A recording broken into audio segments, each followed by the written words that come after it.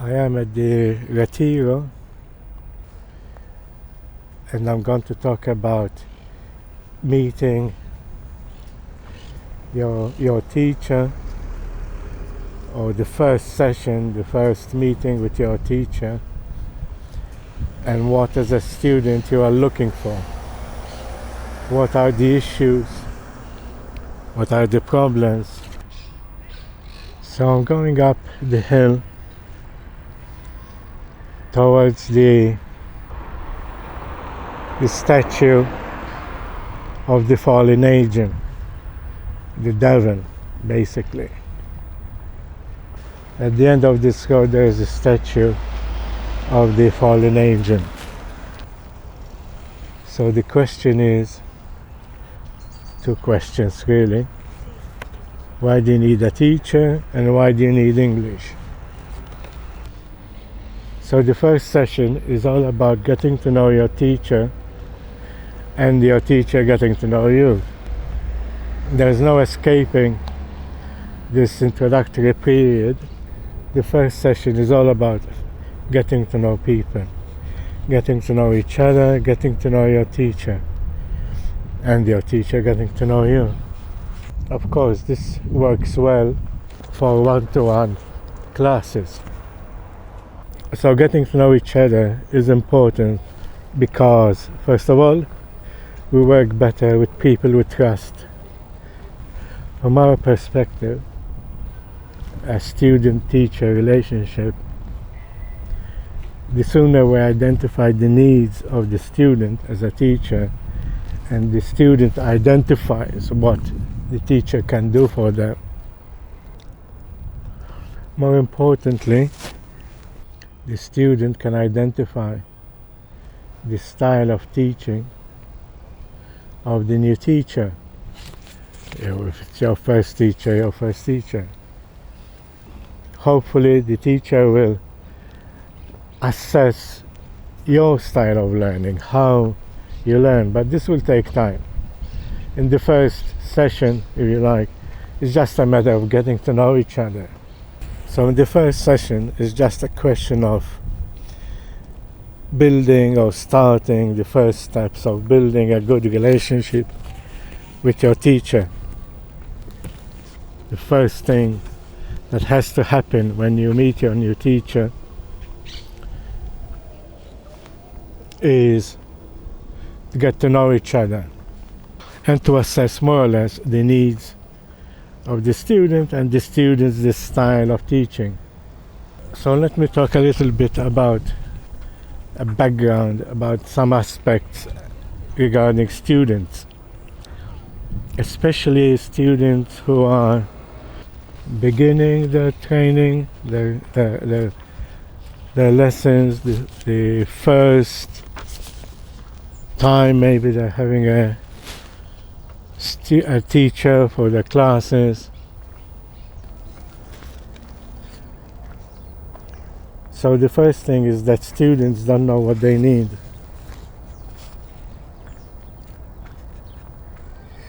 And one's needs might have nothing to do with language, or the major needs of a student might have nothing to do with the language. It might be issues regarding memory, stress, or not being confident enough, lack of self-esteem, self-doubt, and maybe even more serious issues like hearing problems, eyesight, voice production.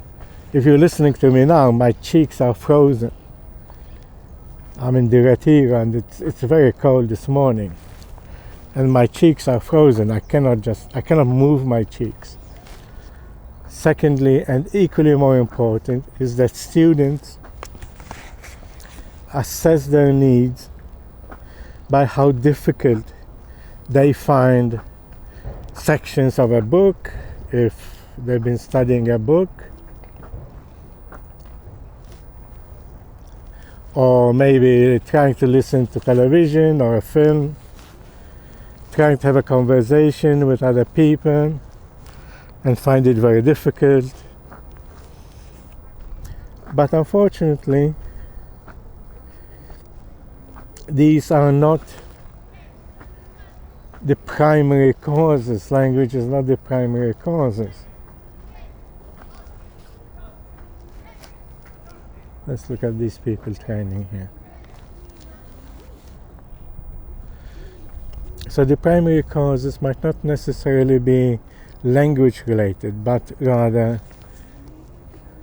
lack of methodology, lack of skills of listening, lack of skills of understanding, and most important of all, lack of foundation knowledge of the language. For example, vocabulary, structures, grammar structures, style structures. Especially style is more important than grammar.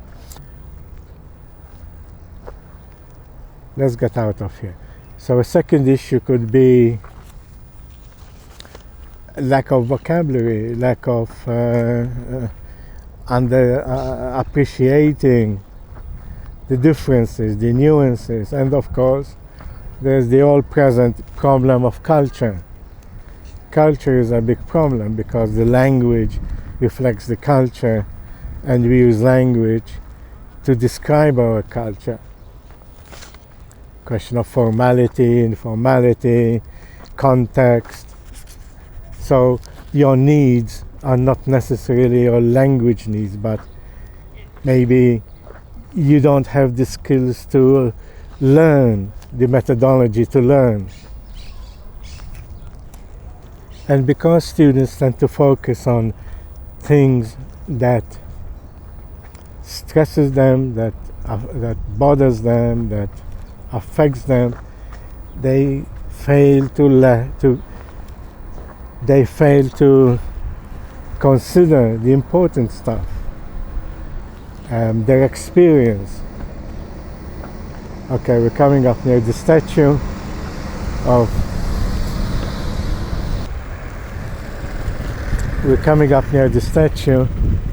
I'll go to the middle of the road to see it from the distance.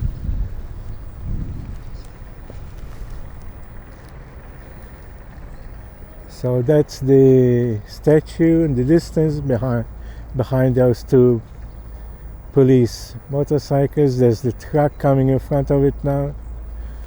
I'll get out of the way.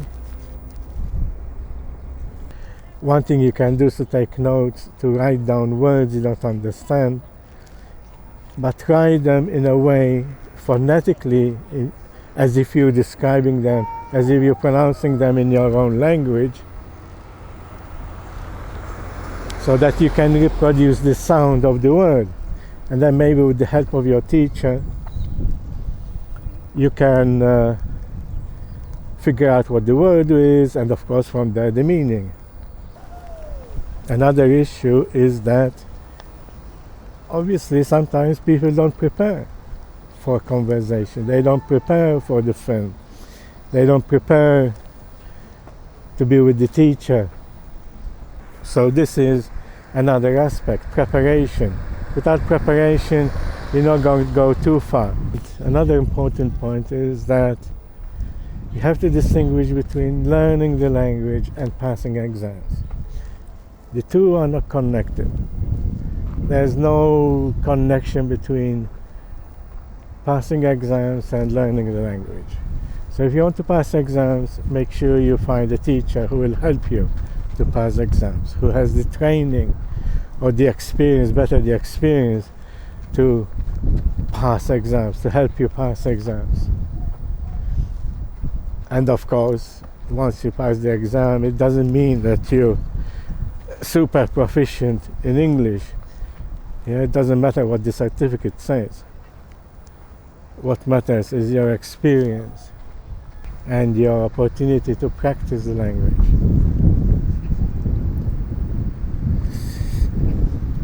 So moving on, if you just want a teacher to help you learn the language for practical uses, I mean, we can call it practical English learning. Yeah? Things you can consider with your new teacher is what material does your teacher use? Textbooks, original materials such as newspapers, stuff, things, literature which you use in your office, yeah, magazines which you're interested in, things that you can relate to.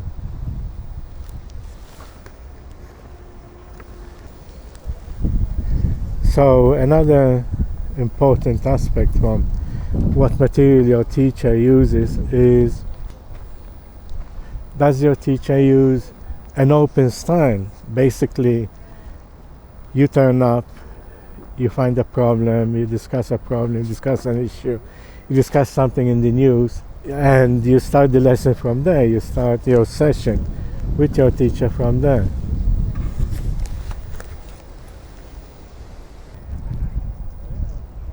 Last time I was here, this place was full of tourists. It was sunny, it was hot, and it was a blue sky.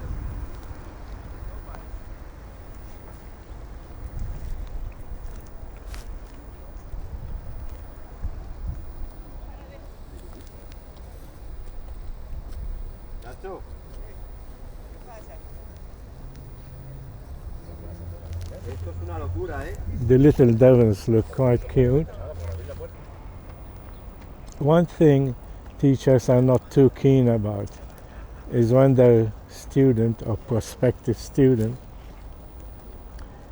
tells them, well, I need grammar, or I need listening, or I need speaking, or I prefer this method or that method, or I only learn by using these textbooks. This is not a very good idea. As I said at the beginning, what you think you need and what you actually need are two different things. They're two different creatures altogether. A person might be excellent at the language, but of course they feel the need to improve because they're having difficulties communicating in real life situations. But their problem isn't they need more grammar. Their problem is they need more practice talking about their business, talking about their interests, talking what it is they talk about in meetings. Nothing to do with books or filling the blanks. So that's something, well, I guess it's something which is part of the process now of teacher-student relationship. Another aspect is that not learning is not down to just the language or methodology.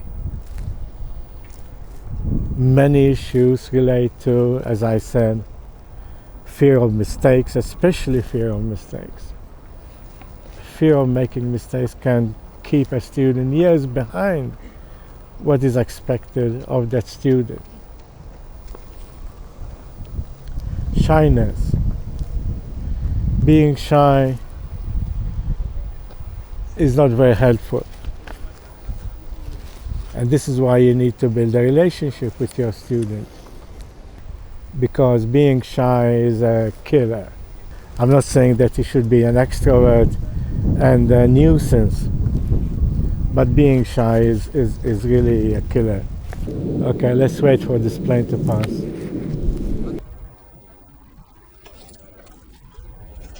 So it doesn't matter what an expression says. That's the expression. Like, for example, one day you're the pigeon, another day you're the statue. What does that mean? Why pigeon and not bird? Why statue and not figure? Because that's what the expression is all about. What does it mean? One day you're the pigeon, one day you're the statue means sometimes people do bad things to you, give you a hard time because they crap on the statue. And sometimes you're the pigeon. You give other people a hard time. Some more comments. This is the time you should really be thinking about how much time you're prepared to put into learning English. Of course, you have the classes with your teacher, but that's the end of the preparation, not the beginning and the end of the preparation. So, how much are you prepared to read? How much are you prepared to listen? How much are you prepared to prepare for the lesson? Are you taking notes? Do you have things to ask? Are you prepared to read at least 10-15 minutes a day? Newspapers, whatever. Yeah, just reading, instructions, something you like, something from the office. So another aspect is why and with whom do you use English? Is it for professional purpose, work purposes? Traveling, very important. It can save your life. Interests, maybe you're interested in music, in a hobby, sports. You're interested in films. Yeah? You want to understand, you want to follow films in their original English version. So you have to be clear what it is you want to use English for. So to continue, and the final comments, learning a language is hard and difficult. There's no doubt about that. A few more comments, learning a language is hard and difficult. There's no doubt about that. Most of all, it is very stressful. On the other hand, it is very rewarding. It's rewarding for work, if you need English for work. It's rewarding for your hobbies, for your interests. It's important for your travels. So there is the plus side. Language is there to be used. It's not there to spend your time, your precious time and your money acquiring skills which you have no intention of using. It just doesn't make sense, in my opinion. Teachers are looking for how you use English, your intentions for the language. Teachers are also looking at your commitment to the language. How much are you prepared to put into the work? Yeah, that's very important for the teacher. And it is important because it means preparation, how much preparation to do. And more important, if you're not committed to your work, the chances are you might give up the class. And that's bad news for a teacher, since if it's halfway through the year, it's very difficult for a teacher maybe to replace this lost class. Another issue is that, are you a practicing student or just a receptor? Do you participate? Do you get involved? Do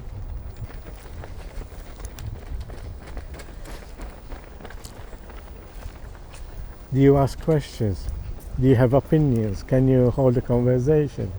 Have you got anything interesting to say? Let's see like this. So this is Lawrence from the Retiro in front of the statue of the fallen angel, the devil, on a dull and grey Tuesday morning.